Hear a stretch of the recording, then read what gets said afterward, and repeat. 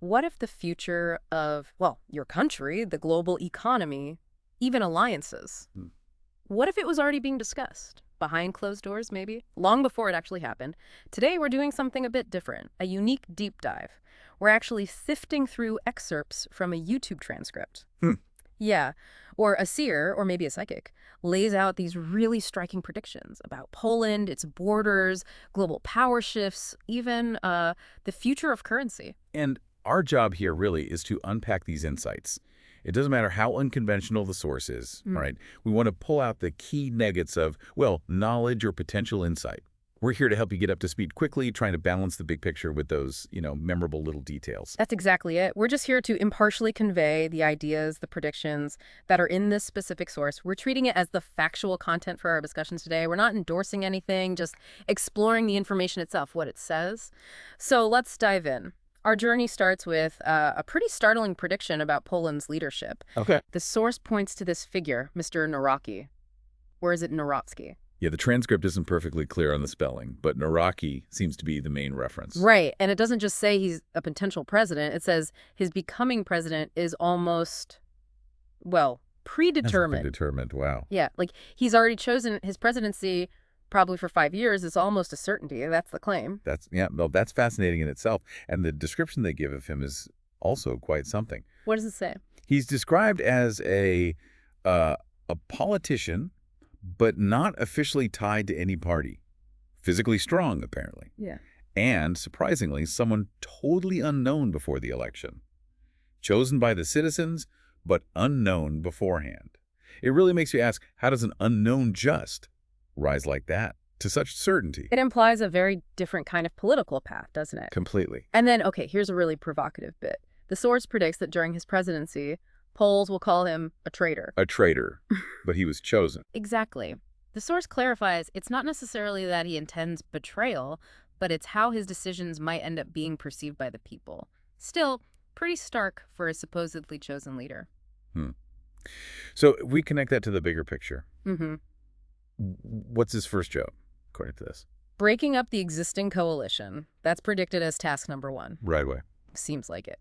He's expected to be a very active, very outspoken president, openly challenging the government, the prime minister, asking, quote, inconvenient questions. To highlight wrongdoing, presumably? Yeah. The source even says Prime Minister Tusk will sort of fade, lose political nourishment, lose character, basically be overshadowed by this Nawrocki figure. Wow. That paints a picture of immediate, intense internal conflict. And it doesn't stop there, the internal drama, I mean. The source suggests 2 coalition partners are going to, quote, betray or ditch the coalition. Okay, who? Huyonia is named specifically as a key figure who might make a strategic move, basically collapse the coalition, but maybe empower his own currently weaker party in the process. A tactical betrayal. Seems like it. And this could lead to an attempt to overthrow the current government, maybe within just 1 or 2 months of Nawrocki even taking office. So you've got the traitor label, an immediate coalition collapse attempt. Mm-hmm. What does that suggest for Polish internal stability? It sounds incredibly volatile. An almost impossible tightrope walk, as you said. Okay, let's shift from that predicted political chaos to another issue. Poland's borders. The source zooms in here, saying there's a different kind of tension building. What's the situation? Well, it highlights the current government intensely guarding the borders, which is interesting because apparently a recent referendum on refugee relocation from Europe was, quote, disregarded by Poles. Yet now, the source says, bad things are happening. And it specifically cites a brutal death in Toru as an example. And does the source connect this to past predictions? It does. It recalls saying Polish borders would first be sealed, then fully closed, with legitimation checks needed. And this whole situation, it suggests, is causing a lot of unease about Poland's future, about freedom of movement.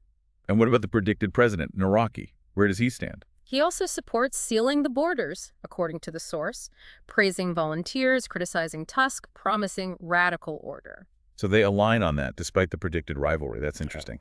But here's the part that really jumped out at me. The source starts asking, well, what if these border measures aren't just about refugees? What else could they be about? It raises this really disturbing idea.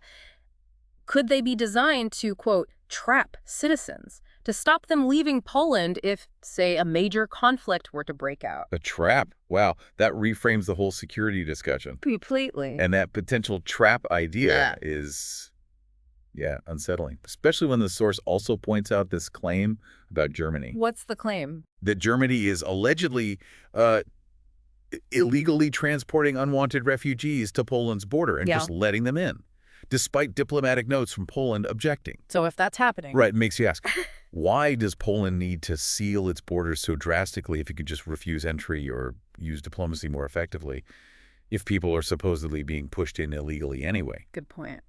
And the timing. Tusk announcing plans to seal borders in a month is linked by the source to Nawrocki's upcoming presidency, since Nawrocki also promises to do it. So is this just coincidence? Or is it some kind of coordination between figures who are supposedly going to be political enemies? It's confusing. It raises a lot of questions. Okay, let's pivot again.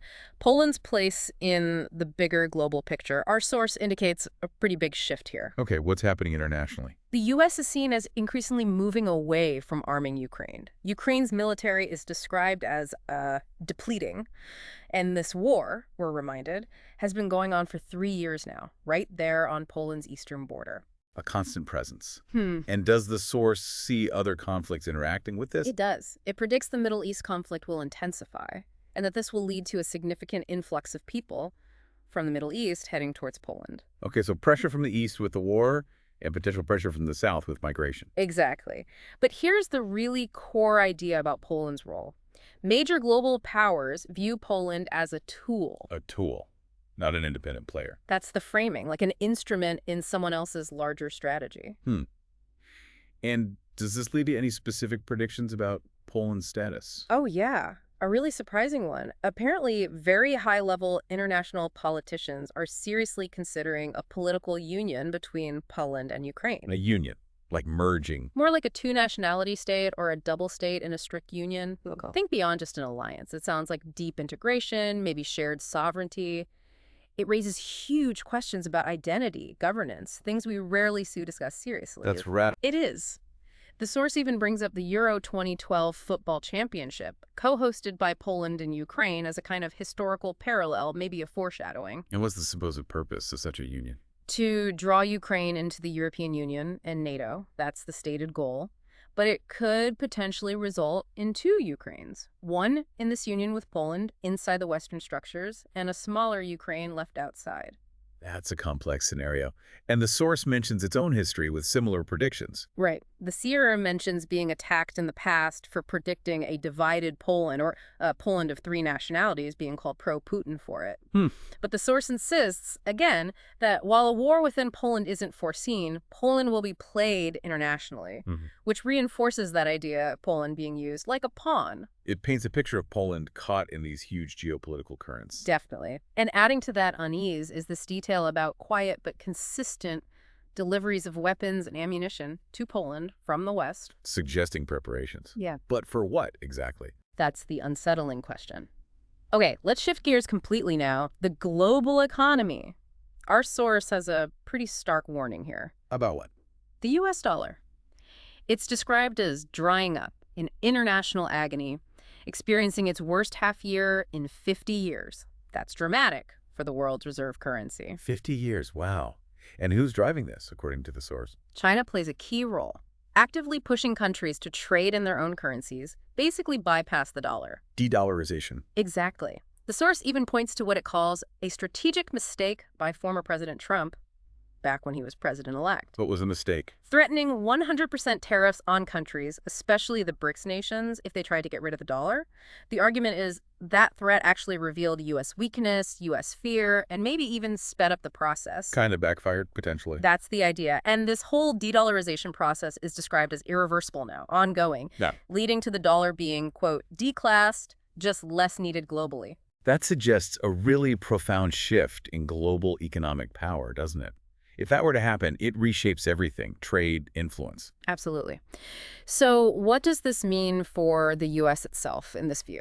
Well, the source is pretty blunt. It says the American economy is just too weak to compete with Asian economies like China, Korea, Japan, India, too reliant on China for production. Yeah. and that the U.S. is fundamentally losing its currency dominance and its overall global hegemony, losing its top spot, basically. That's a huge claim, which naturally makes you wonder, Yeah. okay, if the dollar's in trouble, what about alternatives, like crypto? Good question. The source actually tackles that. It offers a strong reality check, particularly on Bitcoin. What's the take? Well, it acknowledges the massive gains crypto has seen, obviously, but the core concern highlighted is the lack of institutional backstop. If you lose your private key, poof, there's no bank to help you, unlike with traditional money. Right, the be your own bank problem. Exactly. And the source warns that crypto's wild swings generate false hope. It calls it a swing or a seesaw. Crucially, it says crypto is not independent or immune to crashes. So not a safe haven then? Not according to this source. If a major financial crash happens in the traditional system, the prediction is crypto will follow, fast. It won't decouple. Okay, that's a sobering perspective for crypto enthusiasts. Definitely. All right, to wrap things up, the source throws out some very specific, kind of unsettling predictions, little incidents.